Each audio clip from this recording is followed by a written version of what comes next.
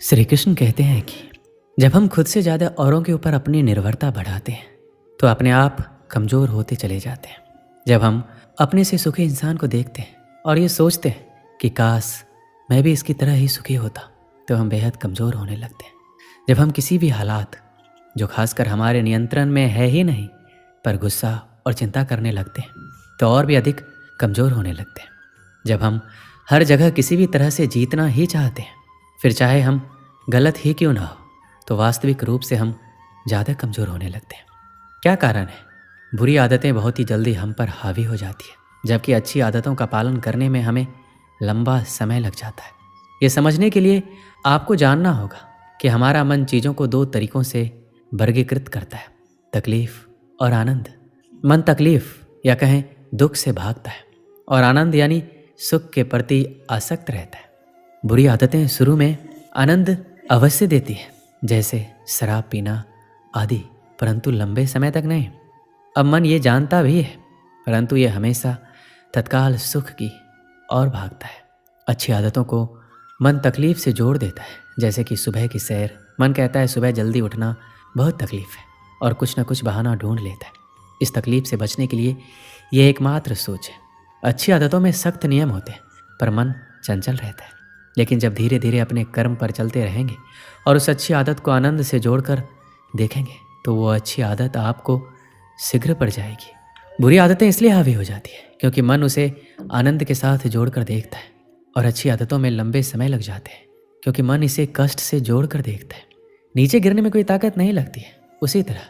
उसी तरह बुरी आदत में मन को उतना समझाना नहीं पड़ता है और अच्छी आदत बनाने के लिए मेहनत लगती है। दृढ़ संकल्प और इच्छा शक्ति से ही अच्छी आदतें बनती हैं।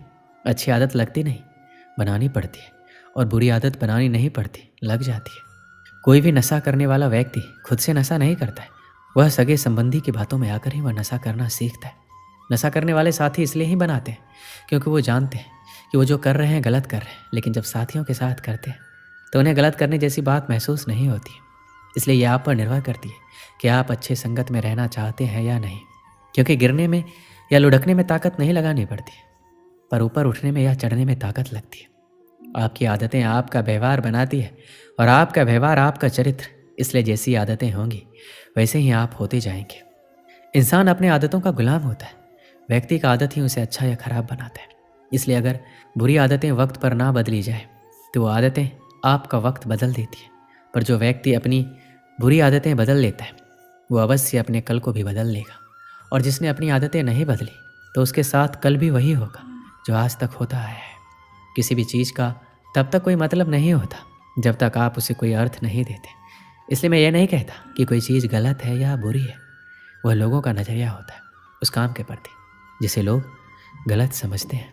ठीक उसी प्रकार आपको जो आदतें बुरी लगती हैं और वह आपके विकास को बाधित कर रही है, आप उस आदत को छोड़ सकते हैं। मनुष्य की आदतें ही उसका अच्छा और बुरा बनाती है। किसी भी व्यक्ति की पहचान उसकी आदतों के कारण ही जानी जाती है। व्यक्ति किसी बात को छुपाने के लिए ना जाने कितने झूठ बोलते हैं। व्यक्ति की झूठ बोलने की आदत इंसान को संकट के घेरे में डाल देती है, और आलस्य भी मनुष्य का एक बहुत ही बड़ा शत्रु है। मनुष्य की बुरी आदत मनुष्य को ऊपर उठने नहीं देती है, जिसके कारण किसी भी इंसान को इसका नुकसान उठाना पड़ता है। अगर आपको अपनी ज़िंदगी में सफलता पानी है और कुछ कर दिखाने की ताकत है तो इन बातों को आप अवश्य ध्यान में रखिए। श्री कृष्ण कहते हैं कि स्वार्थी बनिए, परोपकार शब्द पुराणों में ही अच्छे लगते हैं। पहली प्राथमिकता माता पिता को दीजिए, बाकी दुनिया छल है। रिश्तेदारी में तीसरे व्यक्ति से अपनी समस्या का सुझाव लेना बंद कीजिए। आपके दुखी होने से किसी को घंटा फर्क नहीं पड़ता।